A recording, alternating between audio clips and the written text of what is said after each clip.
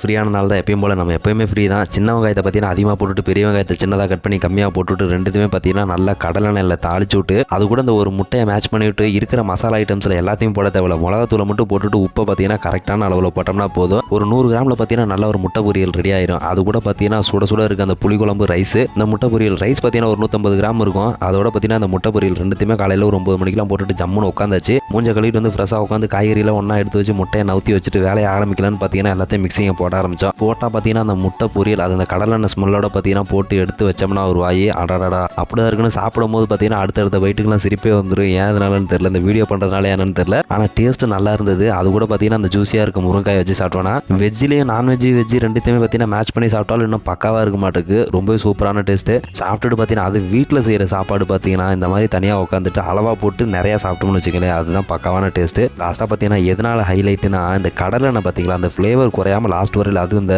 தொட்டுக்கிறது வைக்கிற ஐட்டம்ஸில் பார்த்தீங்கன்னா லாஸ்ட்டாக கொஞ்சம் எவ்வளோதான் அதிகமாக இருந்தாலும் அதை லாஸ்ட்டாக பெண்டிங் வச்சு அதை மட்டும் சேர்த்து சாப்பிட்ற சுகம் இருக்கு பாரு. எத்தனை பேருக்கு அது பிடிக்குன்னு தெரியல. எவ்வளோதான் பொரியல் இல்லை எது வச்சாலுமே லாஸ்ட்டாக பார்த்தீங்கன்னா ஓரளவுக்கு மிச்சம் வச்சுட்டு அதை மட்டும் லாஸ்ட்டாக டேஸ்ட் பண்ணி சாப்பிடும். அது தனி டேஸ்ட்டு. அதுக்கு பார்த்தீங்கன்னா எந்த விதமான ஃபுட்டுமே ஈக்குவலாக வராது. அது எந்த சைடிஷ் இருந்தாலும் சரி பொரியலாக இருந்தாலும் சரி எந்த ஐட்டம்ஸாக இருந்தாலும் அதை மட்டும் தனியாக சாப்பிட்றது அது ஒரு தனி டேஸ்ட்டு. சாப்பிட்டு முடிச்சுட்டு பார்த்தீங்கன்னா காலையில் சோறு விட்டாச்சு. ஆனால் மதியத்துக்கு என்ன சாப்பாடுன்னு தெரியல. அடுத்த விலாகில் பார்க்கலாம். இது விலாகில் சும்மா சாப்பிட்ற வீடியோ ஒன்று ட்ரை பண்ணி பார்க்கலாமேன்னு பண்ணோம். அது நல்லா இருக்கா என்னன்னு தெரியல. ஆனால் சாப்பிட்றதுக்கு மெயினாக நல்லா இருக்குதுங்க.